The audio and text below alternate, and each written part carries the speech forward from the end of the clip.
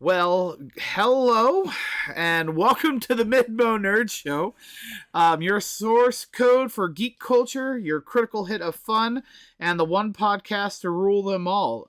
I'm Andrew from Movie Reviews by Andrew, and I am joined by... I'm Matt. I sell comic books and comic book accessories. There you go. Yep. So he's from the Matalorians, which have some big announcements. So many announcements. Yep. Gary could not be with us today. He's the other third on the podcast. Because he is sick, and we're going to find out if he actually listens to the podcast. But this was supposed to be the Extremicon episode. Me and Andrew planned that out. Well, another Extremicon episode, yeah. But we were going to find out about the origins and everything. Oh, yes, and then Gary got sick. It happens.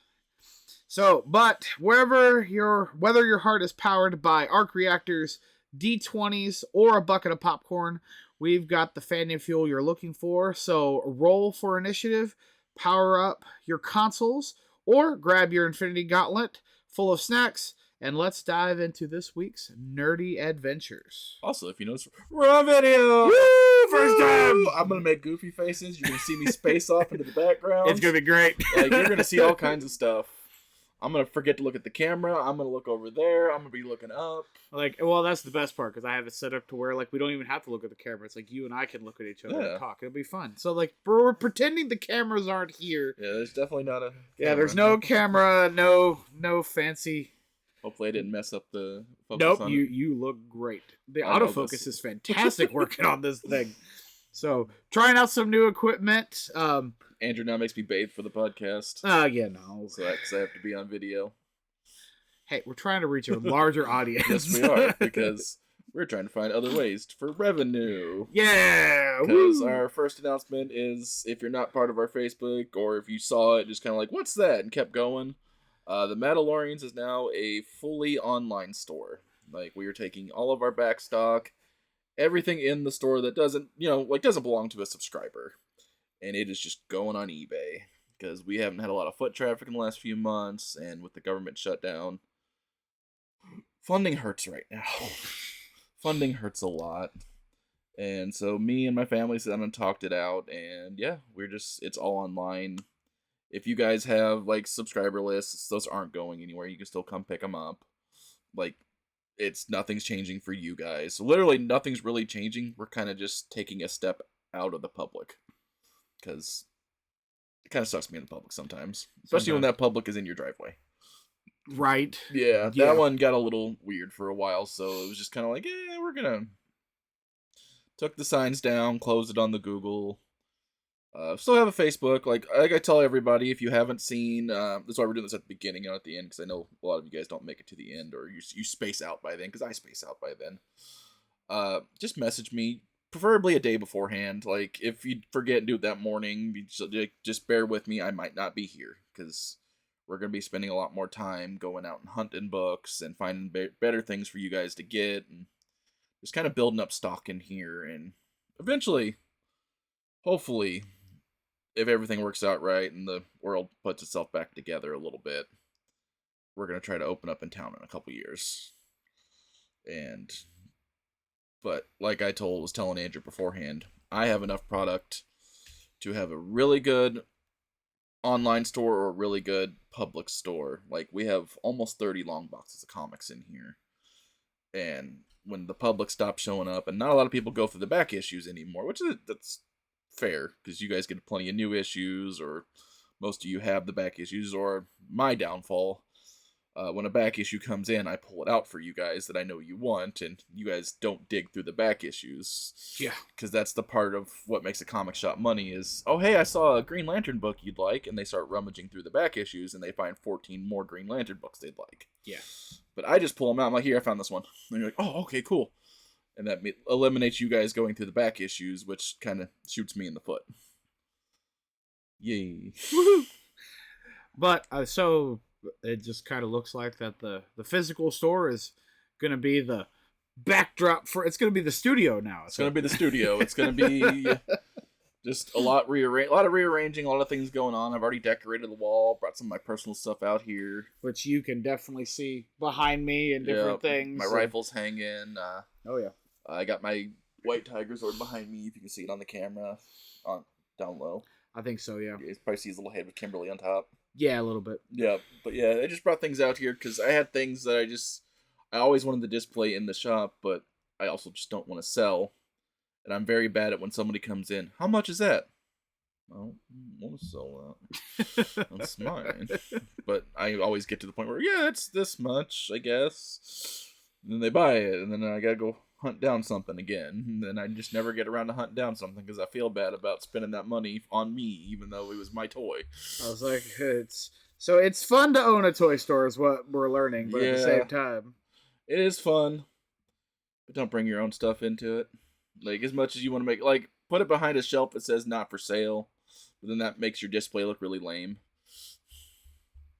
But yeah, just like I said, not much is changing. Like, very little's changing for everybody. Just, it's gonna be awkward for a few weeks for everybody coming out because there's no signs in the shop anymore. It is now definitely a garage in the middle of nowhere. Yeah. But, you know, your books will still be here. I'm still getting all my new distributor books in. I'm just also going to be a lot busier with eBay because I have a lot. What, 300-ish books times 30 long boxes? That's a lot. What, like 9,000 books? That I want to get on eBay in the next... I have 1,000 books I can put on every month. That's the next 9 months. I want to get that done. Not to mention new books coming in and everything else, so... Yeah. Woo! Woohoo! Yeah, that's the Matalorians news. It's been a couple days of adjusting to it and trying to be like, yay. Very bummed out day one. Very bummed out. Yeah. But getting better. Like I said, nothing's really changed. I'm now spending more time in the house watching movies while I eBay instead of just sitting out here staring at the wall waiting for customers to possibly come in. Just do. Yeah. Now I can just get a text message. Hey, Matt, we're coming to buy stuff. Cool. Be out there in 5. Yep. Let me finish my eBay. So if you are listening local, Matt was telling me that while, yes, the store is mainly going to be online. So if you are local in like the Waynesville, St. Robert, Fort Leonard area and you do buy something off the eBay, you can possibly choose local pickup. Yep. Save the shipping. Or message me and I'll just refund your shipping and set it on the side for you in the store. Yep. I'm good with that one too. So either way, makes it easy. So then you can save yourself the stamp. Yep. Because that's $5.50, which I have to raise here soon. I'm one of the cheapest shipping sellers on eBay right now, but it has to go up because shipping's gone up. Yep. Woo. Yeah. But yeah. No. Or if you don't want the refund, I can give you store credit. For something else, yep. Yeah. Especially if you're like a regular. You have a pull list, I'll just take it off your pulls. There you go. That's what I did with Ryan last week. Nice. Yep. I was like, I'm not refunding you that here. Okay. We'll just add it on top. Just add it on top. Alrighty. Well, let's turn the page and let's leap into Comic Book Corner because with great podcasts come great responsibility. So what's new in the world of comics? Well, I mean, I've been on a Ninja Turtles kick. I finally read Ninja Turtles Naruto. Tongue twister on that one. Tongue twister. Yeah, you guys get to see my odd faces every time I do something weird. It was good. And have you finished it yet, Andrew? I have not. I'm not going to spoil it for Andrew then, but he has read the first 2 issues. I have. And Big Apple Village is very cute.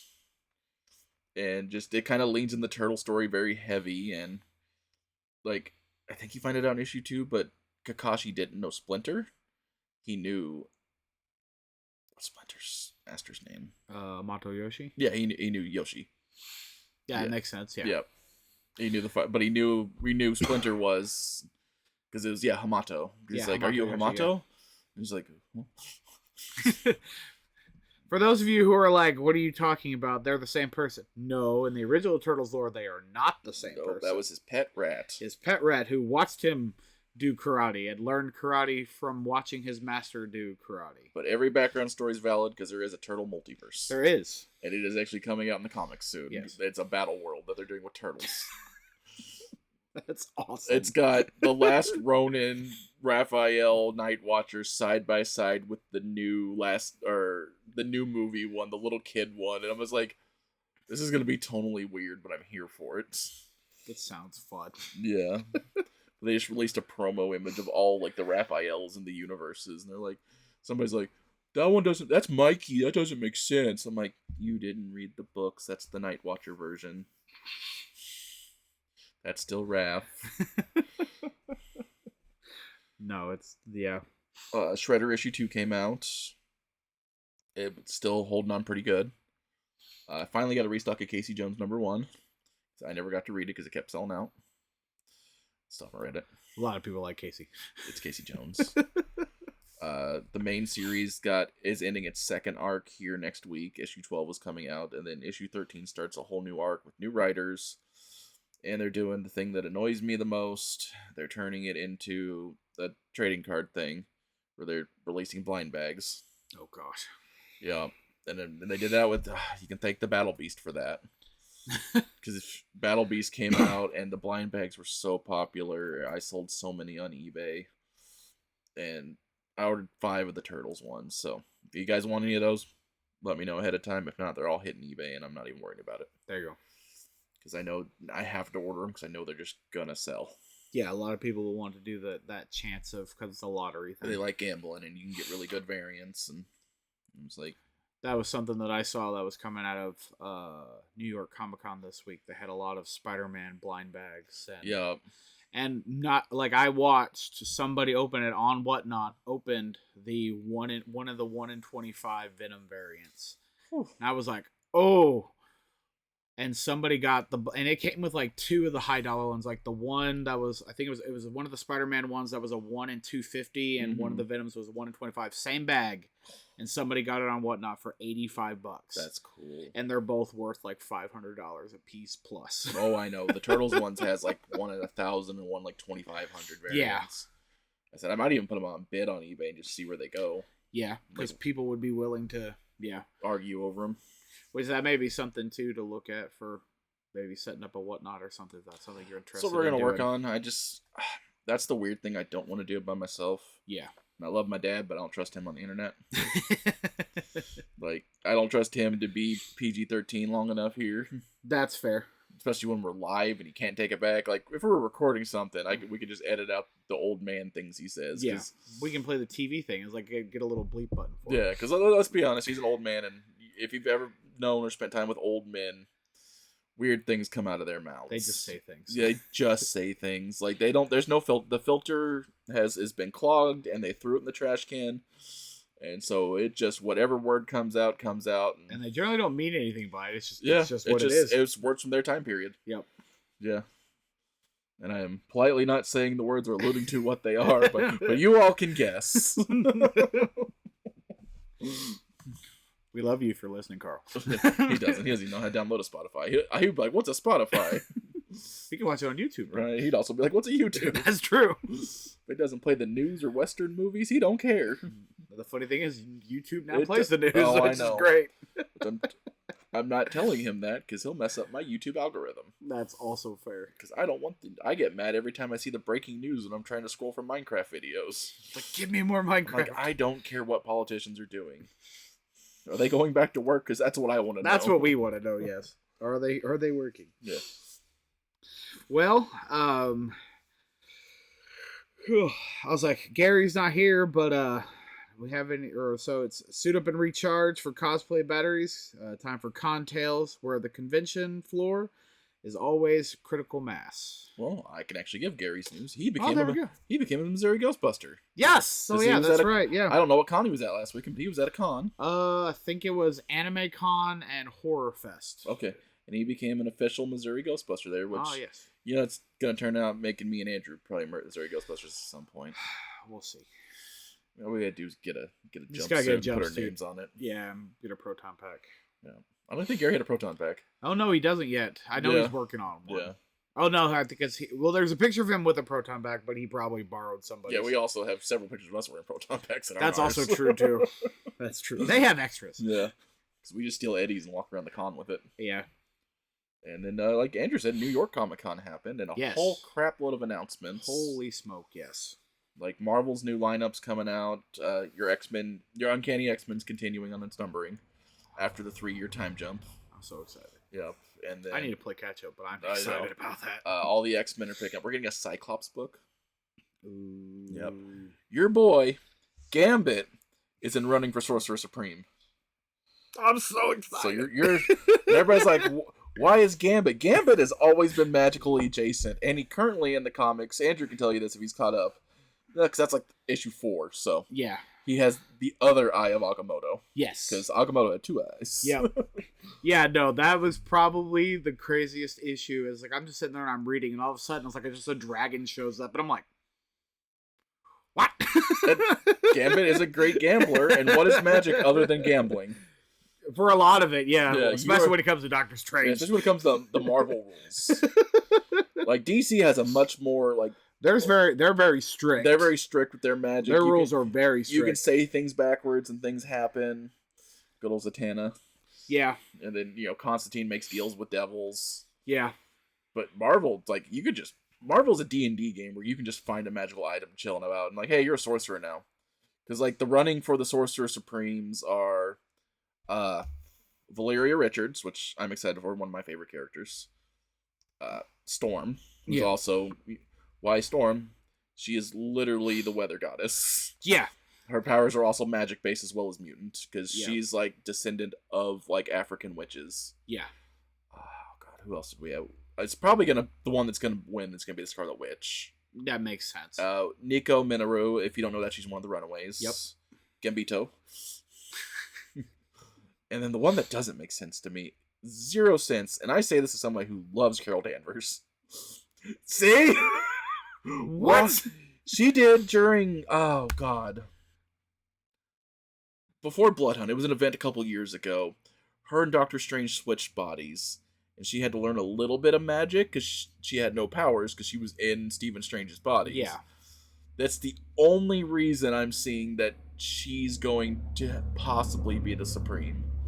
Which, if they do that, like, that's just gonna... Even I'm gonna be like, I'm gonna collect it. But that's gonna be weird. Because you love Carol. Yeah, but, like, after One World Under? Under or over?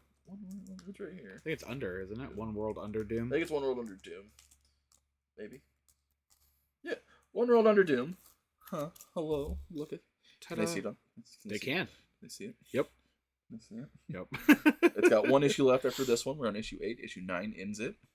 And, of course, Doom is... we're currently getting the crap beat out of him. This one is a key.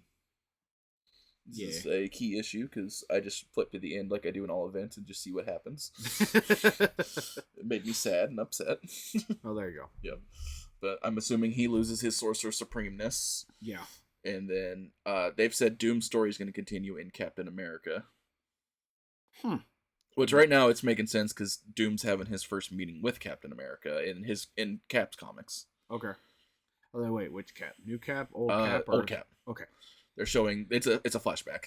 Oh, okay, gotcha. Yeah, it's like a freshly thawed Steve Rogers. Oh, nice. Yep, I've moved that timeline forward. Steve's now thawed out around Desert Storm and the War on Terror. Okay, so New Cap might have something to do. Might have something to do with it too. Yeah. And then there's another just mini series after that. After World Under Doom, it's called Dungeons of Doom. Ooh. And it's a bunch of because Doom's vacated his castle, Doomstat. And what are the political powers of the world going to do? Try to take over Doomstat. Yeah. Because it is a place of power. Yeah. And basically the castle's revolting against all of them.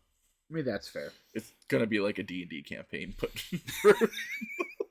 That honestly sounds It sounds awesome. really good. That sounds awesome. But that's not Contails. I don't even know how we got there. Oh, yeah, announcements. Well, it was still under Contails. Yeah, because we were doing announcements, and I went on a tangent. From Marvel yeah, because Marvel's doing new big things. Yeah, Deadpool's getting a number 1. Rogue's getting a number 1. Yeah. Which, Gambit would be a supporting character in there. Yeah. If you guys don't know, the only mutant Andrew likes is Gambit. I like a lot of mutants, but Gambit's always been my boy. It's his boy. Woo! It's like I love Wolverine too. I think Wolverine and Gambit have always been my favorites. I like Cyclops every once in a while, just because the cartoon. That's fair. But the movie Cyclops was like, this is not the Cyclops from the cartoon. And the prequel movie Cyclops was worse. Yeah, like and I like the X-Men movies. and Matt will tell you there's not a movie that I don't like. Yeah, Andrew tries to find a reason to like every single movie. I try to give people the benefit of the doubts except for Dark Phoenix. That movie's crap. I won't even let Andrew like that. I like the beginning and I like the end. The middle, we can forget the middle. I don't like when Storm made ice cubes for Cyclops. I was like, she could actually probably do that. She could, absolutely. But, if only they had a comic relief ice-based character. I know, they had Iceman in Yeah, there. because that would have been funny. And then Iceman would have froze his entire drink.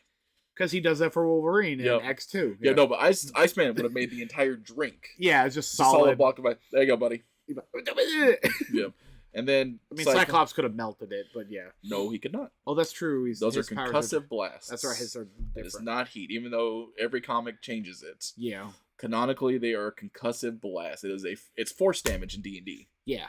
Not fire damage. Yeah. That's right. Yeah. Even though you see it melt things sometimes, I'm like. Yeah, it's like a repulsor blast. That's right. Yeah.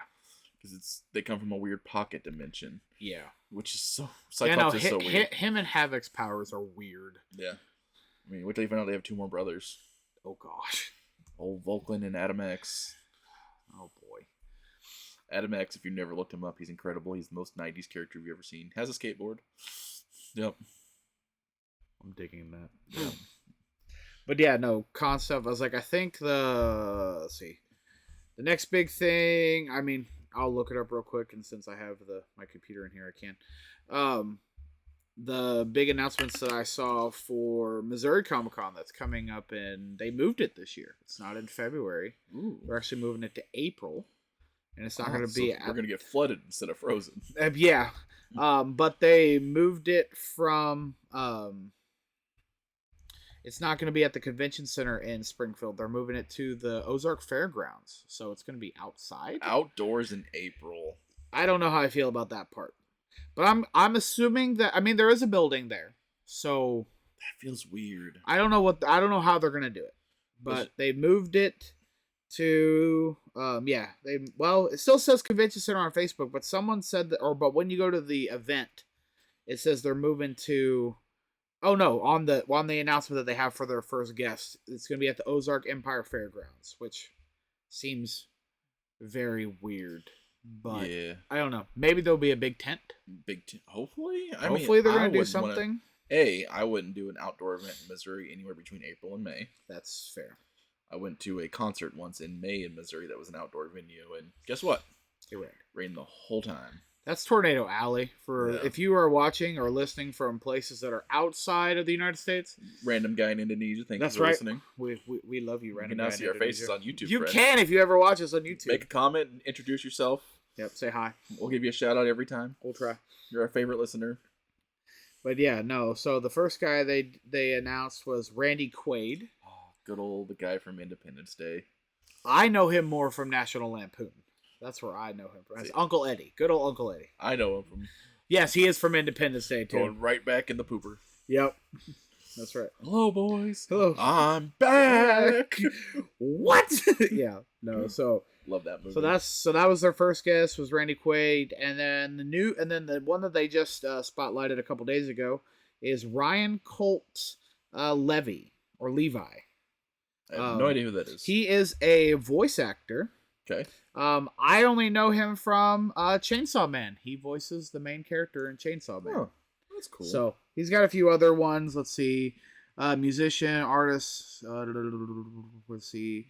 Best known for his work on Chainsaw Man. Oh, he is in My Hero Academia. Who's playing My Hero? I don't recognize any of the characters that are on the screen, so I don't know.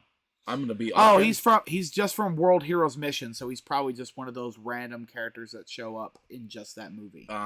So that's why I don't know him very well, because that's fair. Movie. Love those movies though. You're the movie guy, Andrew. I know. You're the movie guy. I know. He's also apparently been in JoJo's Bizarre Adventure. I've never seen that. I need to watch it because one of my favorite voice actors is Dio. Yeah, I found out because Endeavor is Dio. Ah. Yup. Ooh, that'd be okay. And as much as I make, because I quote, I've never seen the show, but like if you've ever hung out with me, I'll sit there and go, little, which is like good old just Dio sitting there licking on a cherry, and I just think that's hilarious now that they got Endeavor to do that. Yeah. Ed Sheeran, like two of the most serious characters in anime, is also Dio.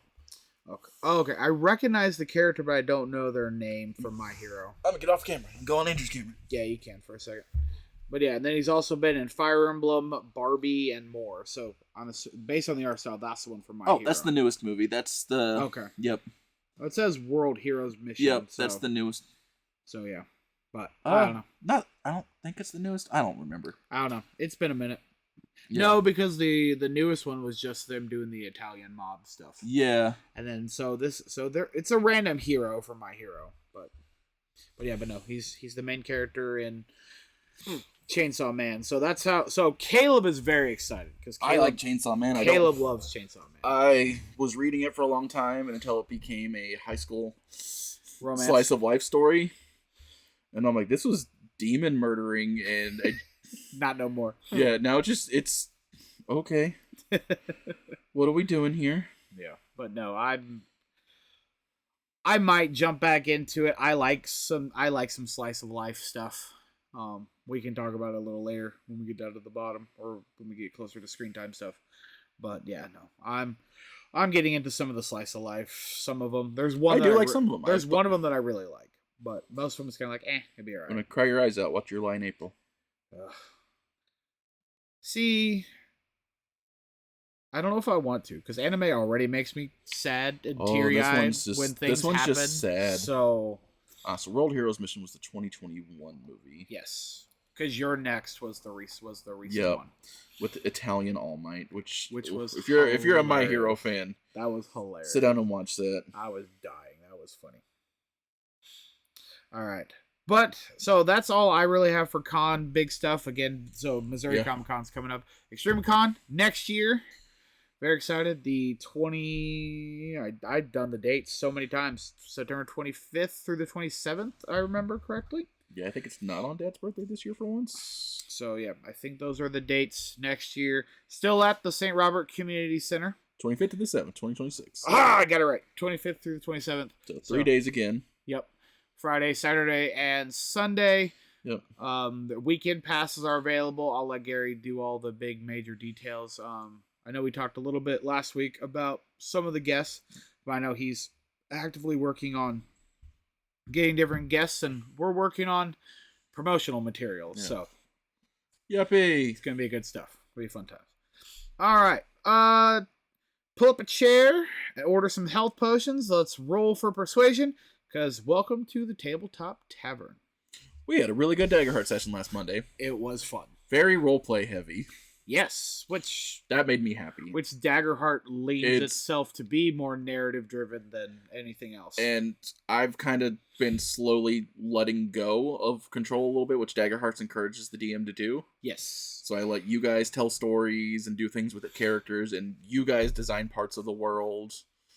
So I think me letting go of the reins led the party to falling into a lot more comfort. Yeah. Because I was still trying to choke it in there, I'm the DM, I'm in control. I'm not in control. I've never been in control. I just guide your guys' path and give you things to do. Yeah. And I think that's just I can only speak from my side. So no, games wise, definitely fun. I'm enjoying still having a character that doesn't talk. Yeah. A lot.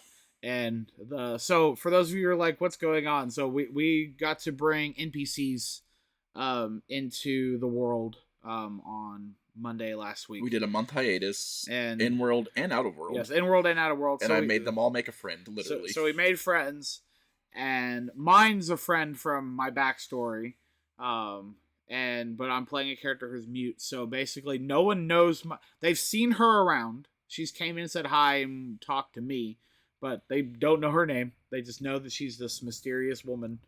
And we've been talking or she's talking to me. I'm not talking to them, so they don't even know their name. It's kind of funny, but I get to be the quiet PC who feels like I'm directing the show someday. Yeah. It's like, hey, we're gonna go do stuff. They're like, okay. I'm gonna walk. Okay. I might die. It's gonna be okay. It's gonna be fun. I don't kill player characters unless they deserve it. Oh, it's gonna be something where it's gonna be.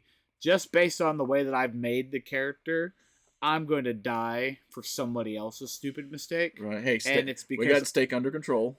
It's going to be still I'm not saying Steak. I'll probably die because Amber did something stupid. I know. Oh, our good old rogue. Because she's a Dragonborn who does dragon things. Yeah. So we'll say that. I also got a lot more comfortable as a DM understanding that I am not Critical Role. Yes. But understanding that we are a little bit Legend of Adventurous. You know what? That's okay. If Chuckers the Clown will fit comfortably in your campaign and your players are all having fun, roll with it. Absolutely. Roll with it. Like, it doesn't have to... D&D's not serious. You're playing make-believe with your friends at the table. Yeah.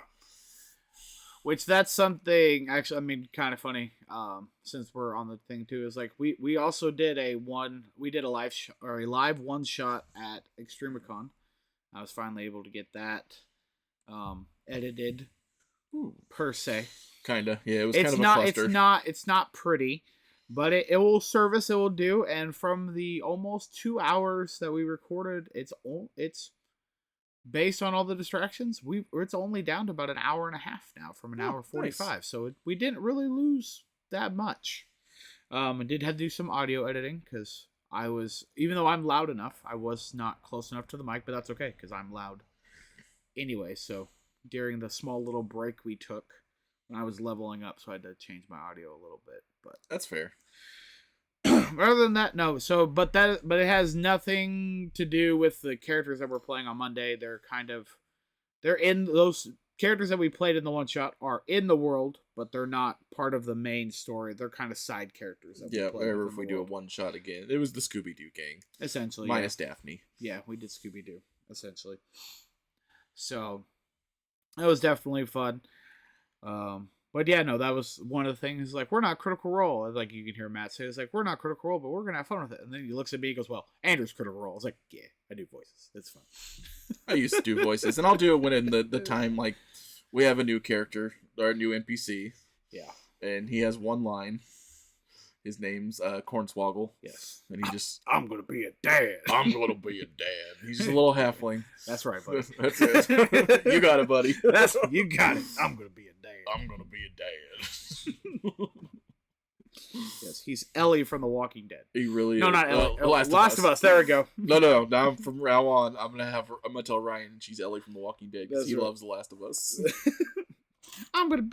mean I'm gonna be a dad? That was a terrible line. That wasn't even in the games. I know. It was like a more like serious moment in the games. It was.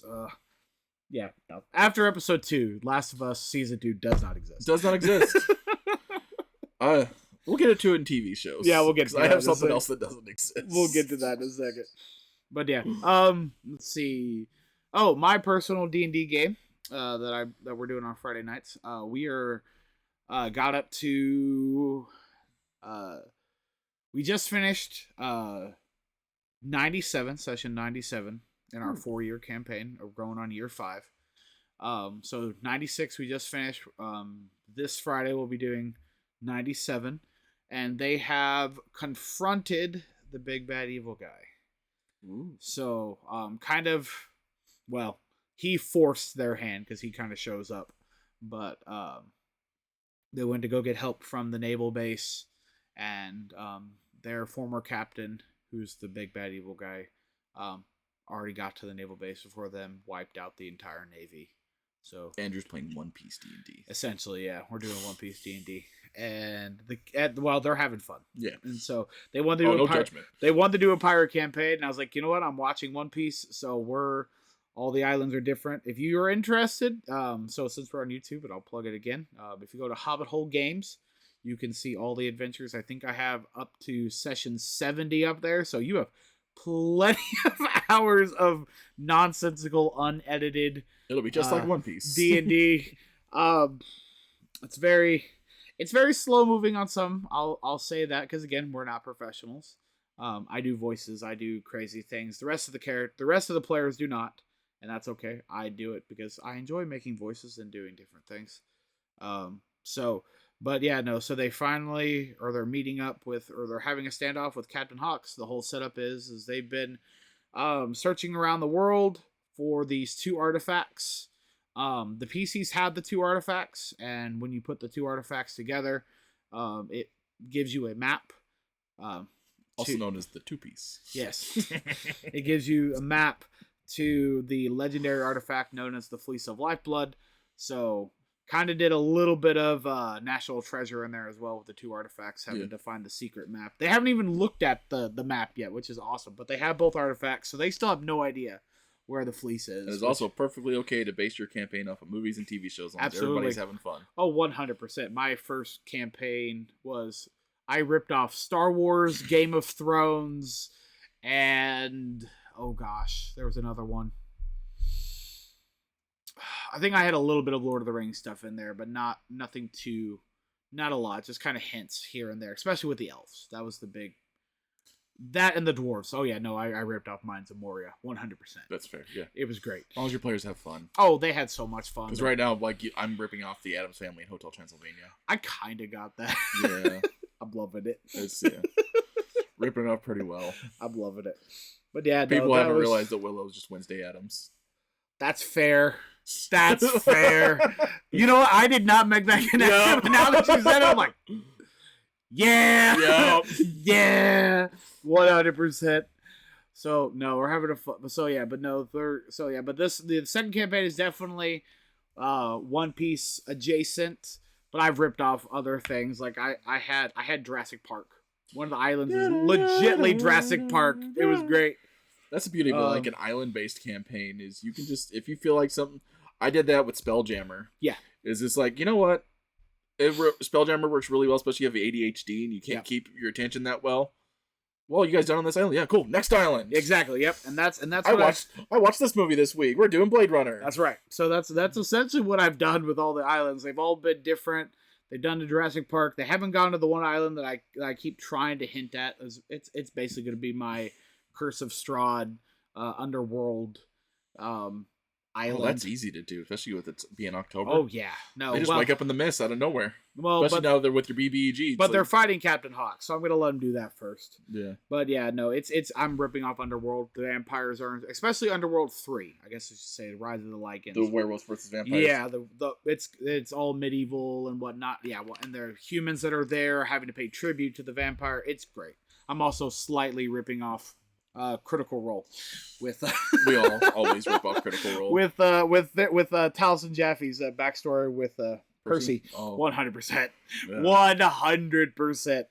But you know, it's all part of the fun, and because none of them have watched Critical Role, or Vox Machina. That's a lot of watch. So Vox Machina is very good though. Even with the cartoon, I think I've shown them the first little bits, but they've never watched it all the way through.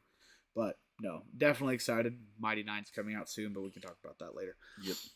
But yeah, no, so completely ripped off. But I will say though, for the first campaign, probably the greatest moment was because the way I set up the first campaign is they had a mentor who ended up being the bad guy, and we had this whole thing where the whole government system was based off of meritocracy. Which, for those of you who don't know what meritocracy is, it's basically the people who have the most skills, the most knowledge, they're the ones who get put in charge. You're based off, so people elect you based on merit. The vault from the Fallout show. Yeah, and so so they get the whole council together, and they're voting, and they vote him to be in charge, and Dylan and Caleb just look at each other and go like, "Oh no." And the rest of the table just look at him and go, what, why? And they all went. Because the best part was, too, I got Jordan, who was a bard in this campaign, he was his main promoter. So he basically promoted him into being in charge. And Caleb and Dylan looked at each other and went, Andrew just Emperor Palpatine us. And Jordan went, what? He's like, Jordan, you just got the bad guy. He's Jar Jar. Elected as the Emperor. And he all went, oh no. That's beautiful. It was beautiful because Dylan and Caleb knew the whole time what was going on, but again, player knowledge versus character knowledge, so they were just going along with it. But then when it happened, they both looked at me and go, you just Emperor Palpatine us, didn't you? And I go, greatest moment of the end of fall. It was beautiful. It was so beautiful. I loved it. So little moments like that is just really fun. So we'll see where it goes. I would like to try to round it off to a nice, because I know, since again we're starting year 5, they're getting they like their characters, they like the world, but I think they want to move on. They want to do other characters, so I'm trying to wrap it up, and I want to try to get to episode 100, even if it's with some epilogue episodes. Yeah, time jump. So let them in their stories. We've already had a major time jump, but yeah. So their whole goal is they want to go back to the original time, but it's not probably going to work out like that. That's okay. My whole last campaign, that's okay. They knew it because the characters are all dead. Yeah. Well, they're not dead, but they're the only people left on a dying plane. Yeah. And then like the characters that you're meeting now came from that dying plane. Yeah. And just like watch the heroes sacrifice themselves so they could all get through safely. And yeah. So it's going to be interesting and fun, but we'll see. Alrighty. Let's see. So let's grab your 3D glasses, which aren't necessarily a thing anymore, but it's still fun. Your popcorn buckets of holding. It's time for Scream Time Breakdown. Did you see the Witcher 4 trailer? I watched the teaser for it. Where he actually talks. No, I did not watch the full thing. We're going to do a minor swearing warning here. Uh-oh. And it's not going to be me. Uh-oh. I want Andrew's live reaction to this. Uh-oh. Does he say terrible things? He just says the F word. Oh, okay. Trying to figure out where it is. I think it's this one.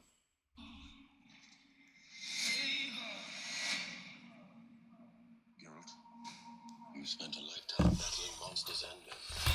I'm more excited about Lawrence Fishburne than anything, but I'm not going to watch it. Your entire being is dedicated to finding someone who you fear you failed. I want everybody to put Henry Cavill's Geralt close to their head. Your Siri. Always lost, never found. She's not who she says she is. One of us are. We are joining down across the continent to reclaim her. What a company I've ended up with.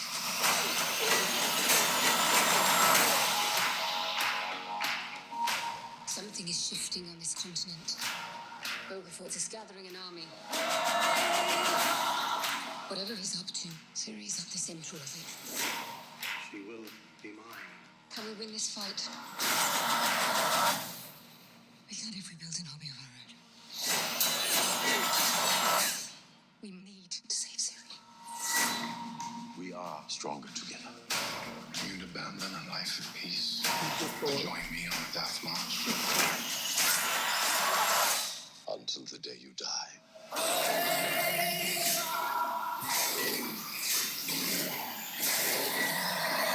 You did not mention anything about an ominous graveyard of death. Let's fucking move! There it is. Unless I can't say. We can end it now. You don't have to watch it. You don't have to sit through the rest of it, Andrew. He sounds like his brother, and I don't like it. Yeah, just the literal, let's move! I'm like, did you not watch any of the first 3 seasons play the game? He sounds, it's Geralt just, is calm. It's just his voice. And the biker jacket. Yeah. And the bad wig. That's the... At least Henry Cavill. Like, I watched, like, the first episode of Season 3. I know you don't like Season 2. I didn't mind Season 2, but I tried, like, the first episode of Season 3. It's like, I couldn't... Where they made this basically Geralt the background character. Well, there wasn't even that. It was just, like, the atmosphere felt different. Because, like, the first 2 seasons, like, you know, he has leather, he has his greaves, he has his leather, he has his nice Witcher armor and everything. And then when you get to Season 3, he's wearing just like a leather jacket with like a little bit of armor here and there. And then now watching this one where he's even less at the beginning. Like, you see him in the armor later in a couple of them, but and now, yeah, he doesn't have that. Doesn't even make the voice. Doesn't have that grim, gruff voice where and there's no, like, and I know their body styles are different, Henry Cavill and Liam Hemsworth, but just, he doesn't have the presence of Geralt. You know who, and what's funny is it wouldn't have been a far off casting they could have got to, and it would have probably, he could have done considering Mad Max and everything else he's done, Chris Hemsworth. Yeah, they could have got his brother to do it. Yep. And he probably could have did the voice. Well, I think Liam can do the voice too, but yeah, he just sounds like Liam. I'm watching Gale from Hunger Games. Yeah, that's it. With long white hair. That's what I'm watching. Because the whole thing about Henry doing it is you didn't feel like you were watching Superman with long white hair. Like, No. that was Geralt of Rivia. Yeah. That was the Butcher of Blaviken. Yeah. You were there. You were in the show. You were having fun. You were immersed. Yeah. You know, and I've played the games, and I've read the books, and it's just like, this is great. I love this. Yeah. Random things. Yep. But yeah, no, just we'll see. I kind of want to finish season 3 though before I watch season 4, just to kind of see where they left off with Geralt. So I can just watch season 4. If you wouldn't mind pausing real quick, can we actually pause recording on this? I can do something. Why do you have a? Dad's coming in, and he's gonna be obnoxious. Oh, it's the conversation from earlier. Well, that's fair. Okay, well, we're gonna have a random Break thing that just says we'll be right back. It's my D&D thing, so we'll be okay.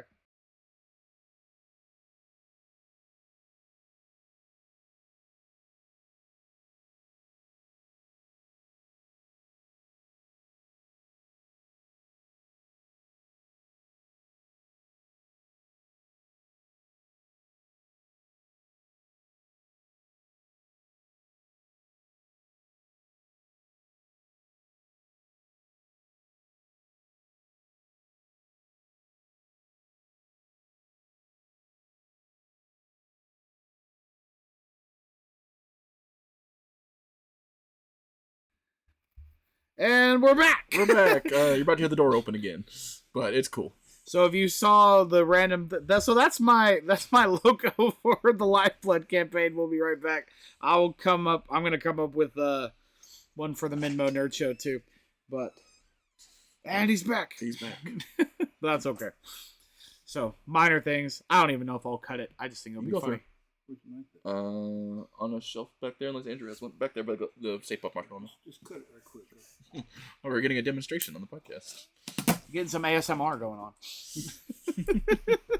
Like, what is that? It'd be alright. So, but yeah, no, I want to finish season 3. I'll probably watch it just to kind of get. But I'm also. I recommend ending at season 2 and then picking up the first book. Just leave it alone, because there's two prequel books, and that takes place basically the first 2 seasons. Yeah. And you can start at the first main book. Yeah. And then just read it and enjoy it. Get the audiobook. Even the audiobook guy makes the voice. I was like, I think I have the audiobooks. Yeah. Actually, I think I do now. I'm thinking about listen it. through them. Like, season 1's is a little off, but is very close. Yeah. To it. Like, I was okay with the liberties they took in season 1 because it made it flow for TV. Yeah. But season 2 was just like, hey, this character that's around till the end is basically Ciri's uncle. Yeah, we're just gonna kill him and turn him into a tree. I know you were very upset about that. I'm still mad about Eskel. Still mad. But yeah, and then you can just read the books at this point. Ride them out. We're supposed to be getting a new book soon. Yeah.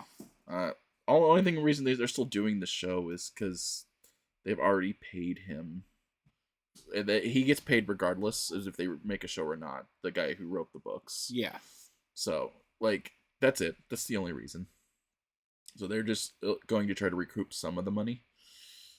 I don't think they're going to recoup any. I think they should just wash their hands of it. Made a couple more movies. Yeah. I was like, the animated movies have been pretty good. Yeah, because they got the actual games voice actor. Yeah. Old Doug Cockle. Yeah. It's like, no, the 2 animated movies that they've done were very, very good. And plus next year we got Witcher 4 coming out. Oh yes, that's right. I forgot the Where Ciri's the main character. Yeah, forgot about so Witcher stoked 4. about that. Looks so cool. Yeah. I was gonna say, movie wise for me, I was like, I think the big quote unquote nerd movie that's out right now is Tron Ares. I have not seen it yet. Andrew's excited, but mine's a hard pass. I like Tron. The original one is definitely dated. But I really like Legacy. I really liked that movie. So I'm interested in Ares. So I haven't got around to see it yet, but I'm interested in it. I know it's not probably going to be well done. Well, graphically, yes. I've heard graphics and sound quality movie's fantastic. I've heard the story is, but the story and the butter. plot is It is trying to questionable. make AI a household name. Which, I mean, to be honest, Tron, the story has never always been the thing, I should say. The first plot is kind of wonky. Legacy is it's still wonky, so I was not expecting a high dollar plot from Ares. That's to be fair. honest. And So, also finding out that Leto's one of the producers on the movie. well, yeah, no. I always feel dirty whenever the producer casts themselves as the main character of a movie. Looking at you, LeBron James. Yeah. Yeah, literally making it to where the cartoon characters call you King James. Yeah, just because. Yeah, no. And then took the money out, probably paid an equal amount of money to make a Michael Jordan joke and didn't have Michael Jordan there. Paid Michael B. Jordan to be there. Which is hilarious, but... Hilarious. Hilarious in a different context. Yes. Hilarious if LeBron wasn't so petty. Well, yeah, no. And actually made a good movie. If the movie was good, that'd have been hilarious. I haven't even watched the movie, and I'm not planning Yeah. on watching the movie. I did watch Superman again recently. Still holds up. Oh, yeah. No, Been it's rewatching on Andrew's Voodoo over and over again. It's a solid movie, and I love every second of it. I did, well, I mean, this kind of goes with, I did watch Peacemaker. I watched it from beginning to end. Season 2 or just Yeah, season season 1? 2. Okay, any good? I enjoyed it. I heard it didn't stick the landing that well. The finale is very weird. Which is Peacemaker.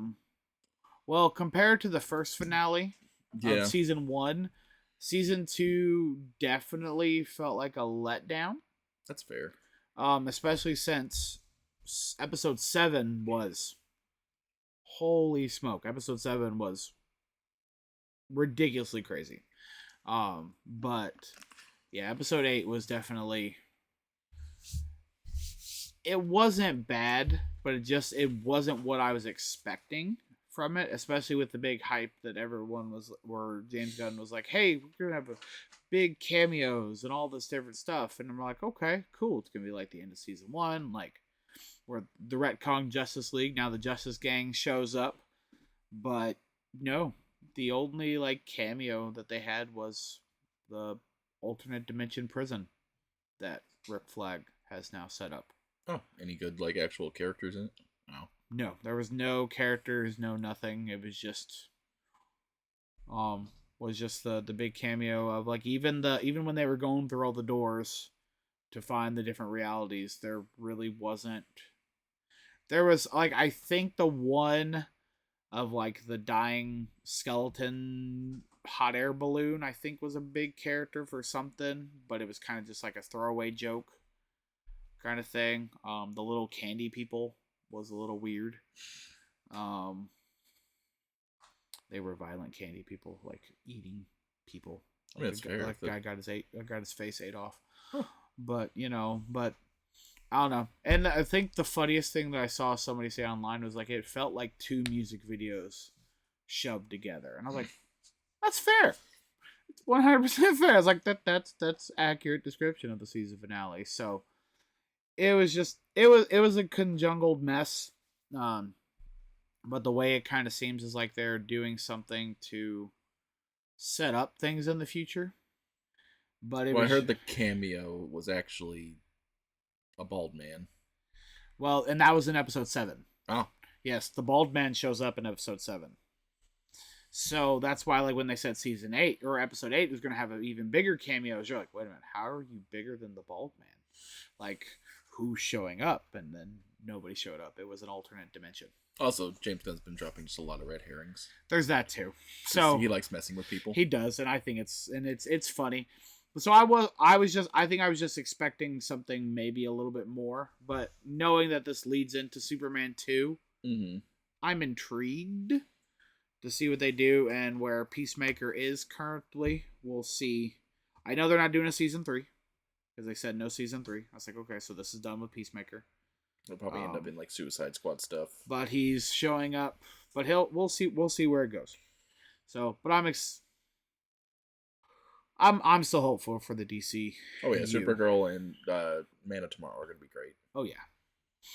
We might be eating our words a year from now. Maybe. Sitting here in the podcast, that was the worst movie we've ever seen. And I'm still excited for Lanterns. I think Yeah. whenever that drops, I think that's going to be good. So, Let's see. Other big thing. I watched Hellboy, The Crooked Man. I saw your review on it. It was all right. I mean, definitely B movie. Yeah, per which se. Hellboy should be. Yeah, that's fair. Hellboy absolutely should be B movies. Like, the comics are B movies. Yeah. But I've also heard the next Hellboy movie is going to have Ron Perlman back. Because Mike Mignola doesn't want anybody else to play Hellboy anymore. Yeah. No, he's like, you guys have him. He's here. Put the makeup on him.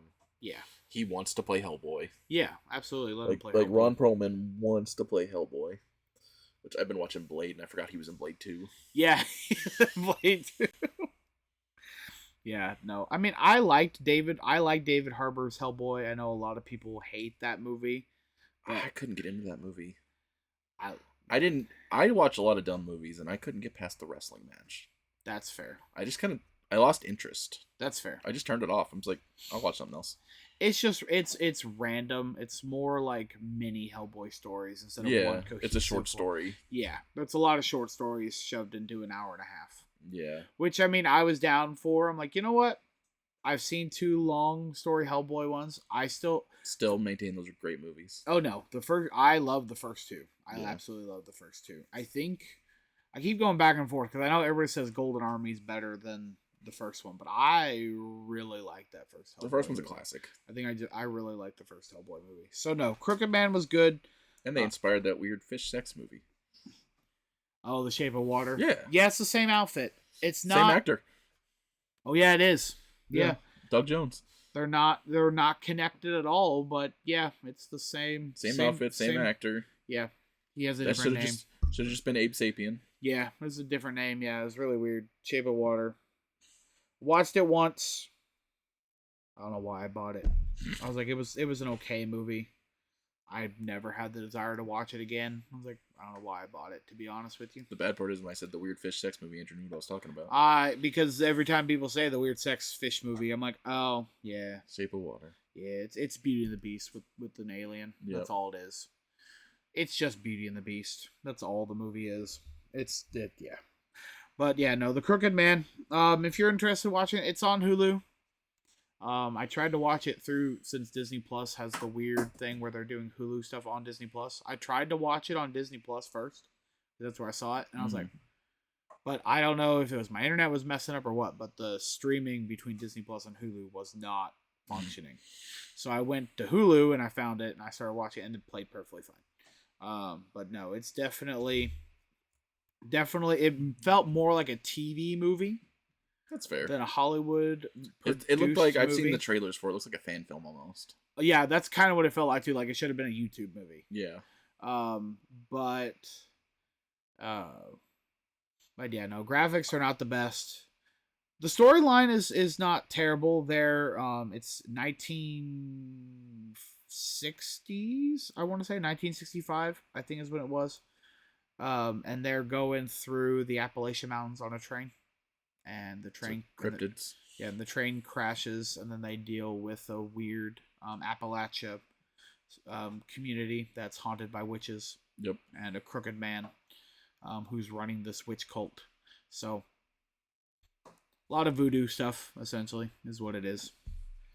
But yeah, it wasn't terrible, but it was definitely B movie-esque. But that's okay. Not the B movie for all those wondering. Yes. Not Jerry Seinfeld's greatest masterpiece, the B movie. I don't understand why people love that movie so much.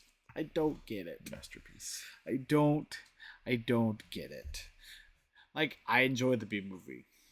My 6th graders are like, can we watch the B movie? And I'm like, why? Because it's the greatest cinematic masterpiece of all time. I'm like, who told you this? It's the greatest cinematic masterpiece of all time. It's not true. Last year it was Shrek. I need people to make up their minds. Is it Shrek? Unironically, Shrek is. Or is it B movie? Yeah. I don't know. But they're both DreamWorks, so I guess kudos to DreamWorks. Yeah, Shrek. Unironically, Shrek is though. Anyway, what's the next topic? I was like, no. Before I frustrate you more. Not you two. Like, I like Shrek as much as the next person. But kids have gone crazy. Anyways, but no. So that's big things movie wise. Checkpoint chat. Save your progress and respond with us. Welcome to Checkpoint chat. So this is video game stuff. I have one for this one. It's I haven't got it yet because government shutdown. Woohoo. But I'm excited for a very well crafted monster catching, monster battling game that looks amazing. Digimon Time Stranger. There you go. Don't buy Legend CA. Nobody buy Legend CA. I already bought it. It's so bad, Andrew. No, it's not. I like it. It's kid. It's totally a kid game, but Pokemon's a kid game. I'm not even a Pokemon fan, and I'm enjoying it. They should have put a little more effort in that game. It is the biggest multimedia franchise in the world. No, the building graphics 100%. 100% agree with you. The glitches. Well, I haven't had any glitches. There's been people like just regular streamers, not like rage bait streamers, literally like they see a shiny and then they throw the ball and the game crashes. That's probably the Switch 1 version. Yeah. I haven't had any issues with Switch 2. That's fair.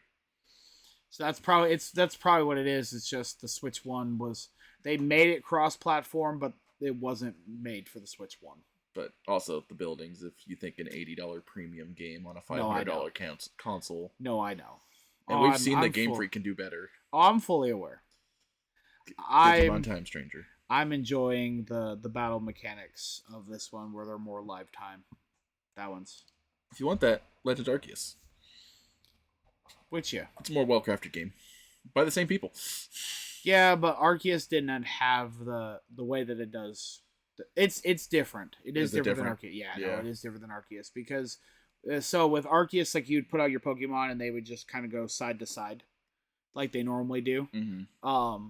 But this one was actually, so you have to, when you lock onto the Pokemon and you give a command, it's all based on the 4 directional, or the 4 A, B, X, Y. Each of them is a different move. And then they have cooldown times to reactivate the move. It's Final Fantasy 13. And then, but you can, when you unlock and you roll or dodge out of the way, your Pokemon follows you. So you can actually line up, you can dodge, you can line up attacks and all this different stuff. So is it the best? No. But for a person who does not like Pokemon games because they're just, I think my issue with Pokemon games is I want to be able to run around the world and do things. Mm-hmm. I don't want to stop every 5 seconds. Say, I challenge you to a Pokemon battle. Yeah. Okay, do a battle. 5 more steps. I challenge you to Pokemon. Can we not? This one doesn't. It doesn't make me stop every 5 feet. Scarlet and Violet was good about that too. Like all the battles you had to initiate. Yeah. So I can run around the world. It's completely free roam. I actually was able to, once you get to a certain point in the tutorial, I was able to leave the tutorial and do all the stuff I wanted to do, mm-hmm. and then come back and do the tutorial. That's funny. So, and it was then beating the day-night cycle, because it's always constantly changing, like Legend of Zelda, mm-hmm. where it's just constantly moving through the day-night cycle. Usually a 24-minute one. Yeah. Yeah. So I was able to break the day-night cycle and got to do all the day stuff I wanted to do, like unlock all the Pokemon centers so I can fast travel around the whole map. Mm-hmm. And there's a couple Pokemon that I was not able to find that I wanted to unlock before but that's okay. I know where they are now, so I will go get them eventually. So, but no, I'm enjoying it. I'm happy for everybody that's enjoying it. We'll see how I feel about it, because I tried a few of the last Digimon games. This one is also just a turn-based RPG. This is not a visual novel. Okay. This one is literally the Pokemon game loop. Okay. But you have Digimon. I might. Yep, and you can Digivolve into anything you want. And you have a team of 6 or 7 on there that follow you around. Oh, okay. Yeah, no, and it's a beautiful game. I might. Yeah. We might jump on that. It's not Survive. Okay. Well, I tried Survive, and I tried the one before that, too, and I can't remember. World or Cyber Sleuth? I don't remember. What was the gameplay style? Maybe, was it just Survive? Maybe I'm mixing them up, because it felt weird. Because Survive was kind of like a weird Fire Emblem mechanic, but it was a visual novel. Yeah, with the Fire Emblem. The world games are just like kind of open world, but your Digimon die after so long. Oh, okay. But these ones are story. They're not survive. They're story games, and it's literally it's turn-based RPG, and then you just kind of move through a really cool story That's fair. that actually has voice acting. Yeah, acting. that is the one thing that has been annoying. I'm like, why am I still reading my Pokemon game? Right. That was annoying in Sword and Shield whenever they had a whole musical number that had no music. Ooh, yeah, I forgot about that. When they could pay Ed Sheeran to do the intro and outro for the game, but I'm like, why don't we just put up some music over that? I forgot about that. Yeah. Yeah, that part. Yeah, no, that's fair. You don't even need a lot of voice acting. Breath of the Wild had a little bit. Yeah, with like cutscenes. Yeah, and whatnot. do it for your major cutscenes. You don't need it for every NPC dialogue. No, you guys have the money to do it. Nintendo. I think that just may be a Nintendo game thing because none of their games have voice acting. Per se. Mario does. He never shuts up. He just says, "It's a me." That's doesn't even talk that. And Bowser's bit has just been rah, rah, rah, for I don't know how long. That's all he says is rah, rah, rah, and then that's it. I think the last Fire Emblem game had full voice acting. I don't remember. Yeah. I don't know. I think this, as much money as they're making, they could. They have announced a new Fire Emblem game. Huh? A new Fire Emblem game that's coming out. Another Switch Fire Emblem? Oh, holy crap. Yeah. Well, There's so many. This is Switch 2 only. But yeah, Still. I know Fire Emblem's actually getting games after years of a hiatus. Yeah, which, they did the Warriors one, which was fun. They did the Harry Potter one, which was also fun. Then they did the Warriors version of the Harry Potter one, and I was like, okay, that's too much. Then they did one that brought back all the old characters. I'm like, okay, this is silly. Then they did a fifth one, I think. I think there's 5 on the Switch. This will be the 5th. No, I think the newest one's going to be the 5th one because they only had 2 major titles, 3 Houses, and Harry Potter, and then there was the other one. That was a legit Fire Emblem game. The other one's just been. I don't count the Warriors games. Just kind of like the Hyrule Warriors. They're there. They're not really Legend of Zelda games. I don't know. Those have essential plot. They do have a central plot, unfortunately, but Fire Emblem. But yeah, no, they have Switch. a new 5th one coming out. Yeah, 3 Houses, Engage. Yeah. The Warriors and Warriors 3 Hopes. Yeah. Then Fortune's Weave is coming out. That's the new one, yeah. Huh. So yeah, they also re-release the original Fire Emblem in one of those limited releases that Nintendo likes to do. Yeah. Well, and you can play the other Fire Emblem through the Nintendo Online because they have the Game Boy Advance ones as well on the virtual console ones. So they're getting all there eventually, just like they're getting all the Legend of Zeldas on the Switch too. Yeah, because we have that game. You guys, do you have the GameCube Virtual Console now? Mm-hmm. So yeah, because Wind Waker. Wind Waker should be on this. So, Twilight Princess will come. Twilight Princess is not there yet, and Spirit Tracks is not on there yet. Spirit Tracks is DS. Yeah. So if they ever do A DS emulator. Yeah. Which I have a feeling that's what I think. They'll take a little more work, but yeah. Well, I think they're working on it Mm-hmm. because since they put a USB port on the top, I have a feeling that that's going to be an attachment where you can buy it and to make it a clamshell. That'd be cool. Just a giant DS. Yeah. Or, and hear me out. Or just buy a You DS. just play the DS. It's right here. Which I have a DS. Yeah, the greatest console of all time. I have a 3DS still. It still works. Still play Animal Crossing. I haven't touched it in years, but I still have it. Still play Animal Crossing. There you go. Which we don't talk about the Switch one. Game's been out since COVID and still not complete. That's the other thing Nintendo knows. But that's Animal Crossing. I don't expect it to ever be. No, New Leaf was complete day one. Was it? It's drip. They're doing that Nintendo drip feed thing. Oh. And I hate that, especially in a game that just like Animal Crossing, where you can either binge for hours or play like once a week. It's like, oh, I have binged for my hours. There's no more game until Nintendo updates this. Oh, there you go. Yeah, but that's not a Nintendo thing though. That's now everything. That's in all games across the board now. Every game's a service now. It's not. They don't ship full games anymore, and I hate that. Which is stupid. Give me a complete game. I think that's my big thing with video games now. Is just everything's like games as a service now. It's not a full game. And I'm so sick of day one DLC.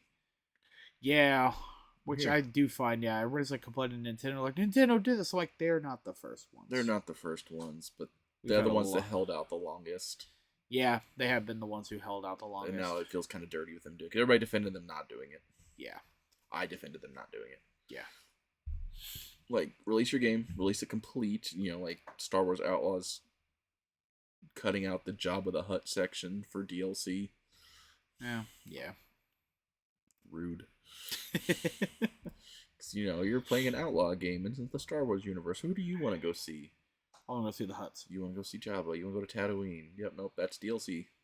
Yeah, because not everybody else knows the other scumbags. Yeah, you don't know nobody wants to deal with the Pikes or the Black Sun. Yeah, Black Sun, Pikes, yeah. Crimson Dawn. Yeah. I want that to be DLC. I don't know if I haven't even played Star Wars Outlaws. I know it's just kind of from what I've heard, but Yeah. I still want to play it. It's one of those ones I hear that there's a good game in there, but it's The mechanics are the part that holds it back. yep, and it's all like basically you're the story's based on which faction you kind of go with the most, Yeah. but the mechanics in the game kind of make it where you could accidentally become enemies with that faction Yeah. without trying. So you're legitly playing a real smuggler. Yeah, I mean you are. So it's legit. fun. It's legit like real life. That's fun, but not for like a video game that you're trying to beat. Yeah, I was like, I made the wrong deal with the wrong people. Now my allies are trying to kill me. Well, You are a legitimate smuggler in Star Wars. everything I set up to beat this game to have this path is now gone. Welcome to Star Wars. No. But yeah, no, I know there's a lot of stuff online about ZA, but I'm enjoying it. You're also not as burnt as hard as I am. That's also true. Because I've spent a lot of money on Pokemon over the years. That's also fair. I defended them a lot for them to just be like, you know, I put 400 hours into Scarlet and Violet and has bought the DLC for it to be the glitchiest game of all time. Yeah. Like, well, if you buy the Switch too, it's a 4-year-old game. I don't want to buy a $500 console to play a non-glitchy version of a game I've already beat. Yeah. No, that one's completely fair. Yeah. But I think that's what really tore me off, buying Scarlet and Violet, just because, like, well, one, I'm not even a big Pokemon guy to begin with, and I don't know, when they're like, I like Sword and Shield, but again, that was like my first like rendition of it. But I think the only reason why I thought it was cool was because the Gigantamax. I like Sword and Shield too. Like Sword and Shield was the last one I legitimately complimented. Yeah, which the Gigantamaxing was fun, but Scarlet and Violet didn't really have anything that interested me to begin with. Yeah, they had the terrestrialization, which was kind of got boring after a while. Yeah, I never got bored watching Gigantamaxing. That was always fun. I like that ZA's got Megas back. That made me happy. Yes, and they look. And a whole bunch of new ones. Yes, there's a lot of new Megas. They look really dope. You also tell which ones were designed by the old team and which ones were designed by the new team. Yeah, a little bit. It's like doesn't have that original Masuda love into it. I like him. I think it's funny. Alrighty. Pay no attention to the old man in the background. It's alright. Well, there we go. It wasn't on camera. Yeah. You don't know that. Yeah, it's alright. Alright, I was like, well, I don't think we're going to play a game today, just because it's no fun. Nah. Alright. All rise for Nerd Court, where the only thing more dangerous than spoilers is contempt of geek. Pokemon sucks. Okay. There you go. Is that all you got? Yeah, that's all I got today. Too tired to be. I'm trying to think. I was like, can't think of anything that's like off the top of my head. I already did with The Witcher and Pokemon. Yeah, it's true. Witcher. Random faces. Oh, that's gonna be glorious for viewers later. Play like the Wizard of Oz. Pay no attention to the old man behind the curtain. He does not exist. I am the great and powerful Oz. Yeah. I really got nothing for Nordcourt this time. I mean, Yeah. we kind of did it throughout it. Yeah, I was like, I can't really think of anything off the top of my head. I thought I had something. Maybe. 1 second. We're just gonna randomly make random noises because I had some things. But let's see. Because there was one that looked really, really cool. Oh, maybe we should wait till Gary, because the one could be fun. And yeah, because we kind of talked about live service games already. Yeah. Ooh, no, I want to leave that one for Gary because I think that'd be fun talking about retro stuff. Oh, yeah. Coming back. That would probably be fun Oh, to I talk know, with the Gary physical about. media is making a comeback. Yeah, talk with Gary about that because I know he'll love that. Oh, this one I think would be fun, and then not because I don't think because I'd hurt Gary's feelings, just because I think it'd be fun to talk with you about it. Cosplay and conventions no longer being niche. Yeah, no, it's kind of the popular thing now. You know, just because everything, yeah, it's no longer like a small community. It's kind of branched out to almost anybody and everybody now. Yeah, it's you thank Instagram for it. Yeah, I guess that's fair. Yeah, and I mean, I'd go with like actual cosplays being niche, but like there's a lot of good store-bought ones out there that you see every day. Like there's a few I follow that like hand make all their costumes, and they're really good. Yeah. I can't tell you names off the top of my head. It's just like, I can't think of anything. All I know is like, yeah, because it's just, there's... Which I think is kind of the sad thing, too, is that a lot of the bigger ones are kind of squashing the smaller ones. Mm-hmm.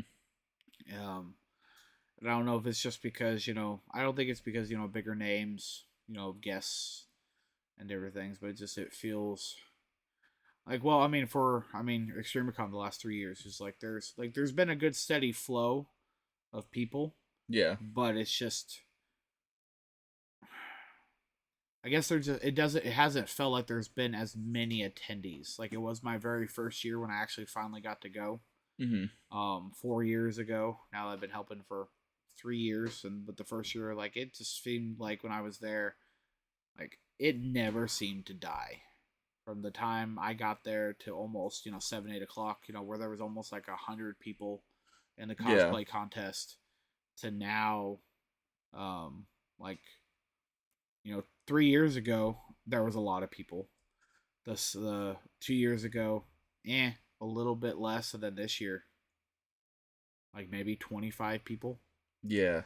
So, I don't know. Not really necessarily controversial, just strange things happening in the nerd community. Yeah. Well, nerds have always been kind of a counterculture thing too, so if it's becoming popular, they're gonna now it's stop pop culture doing it and be like, well, that's just for popular people. We're not doing that one. Yeah, that's fair. All right. Well, let's see. Geeky Sandtimer's flipped. What's shining bright this week in MidMO? MidMO Minute. Matalorians.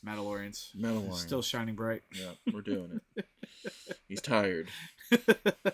He's doing it. He's still doing it. Still having a good time. We're done here. Ooh, well. That was a noise. Well, there we go. I've never expected that announcement to go off. All right, well, that's fine. Football's happening. That's random noise. The game started, that's why. My game's over, so this is game 2. So this is Celeste's game that I'm watching. Go sports team. Yay, sports teams. I like sports. But I'm a well-rounded nerd, both physically and metaphysically. You beat me to it. That was probably the... Don't even. There are 3 round men in this store, shop, studio. I don't know what we're calling it now. The Matt Cave. The Bat Cave. There we go. Yes, the Matt Cave. And when Gary's here, there'll be 4 well-rounded men, probably. Yeah, they'll kind of lean to the side a little bit. Yeah. But yeah, no, that was one of the funniest things. I'll share that little story with my kids this week. We were walking in from turf recess. The kids get to run around on the football field after lunch. And we were walking, and they're like, Mr. Harrison? And I was like, I don't even remember what the whole conversation started, but they're like, I think they were making fun of me because I was a bigger guy. And I was like, well, football coach always asks us, like, Harrison, what do you want to be? I was like, I want to be a well-rounded individual. And they were like, yep. I'm like, and I've succeeded. I'm both well-rounded in everything I like, and I'm also physically well-rounded because Coach always said you need to get in shape, and I always looked at him and said, round is a shape, Coach. Andrew has the body of a god, and it's Buddha. Oh, gosh. It's not even historically accurate either. Let me have chubby Buddha, Andrew. Sorry, I'm a history teacher. Let me have chubby Buddha. He was not a chubby man. Yeah. He was a poor, skinny, pampered prince. To quote Talladega Nights, well, maybe my version of Buddha's a fat man. Well, that's fine. History will disagree with I like you. baby Jesus. History He was a man with a beard. Dear 3 pound, 5 ounce baby Jesus. Ugh. That is one movie that I've hated since middle school. Everyone's like, that movie's hilarious. I'm like, that movie's stupid. It is stupid, but I love it. I was like, I get it. It's just Step Brothers, but NASCAR. I know. And the sad part is, I think Step Brothers is moderately funny. I think it was just a weird time in my life. I think when I was watching Talladega Nights, and I don't even remember why. Like, just we went to the theater to watch it because my buddy wanted to watch it for his birthday, so we went. And they were all dying. I was laughing at some of it, but sometimes I'm sitting at home like, I don't know how I feel about this movie. It's a Will Ferrell movie. Yeah, I don't expect much out of him. I'm not a big Will Ferrell fan to begin with either, so that's... I think he has 2 movies I like, and it's the 2 we talked about. Yeah. It's fair. There you go. And then usually when he does random Saturday Night Live stuff is funny. Yeah. Like I like more cowbell. Yeah. SNL stuff is always funny. Yeah. All right. Well, I think that's a wrap on this episode of the MidMO Nerd Show. Thanks for questing with us. Whether you're tuning in from Waynesville, training in the Danger Room, or just farming XP at your kitchen table, huge thanks again for joining us. And you random guy in Indonesia. That's right. And so don't forget to like, subscribe, and multi-class into a reviewer, because we are now on all of the major podcasting channels. So we're on Apple Podcasts, we're on Amazon Unlimited, Spotify, and now we're on YouTube. So now you get to see our lovely faces. So please like and subscribe. Share us with your friends. And until next time, live long, stay nerdy, and may the dice always roll in your favor, MidMO.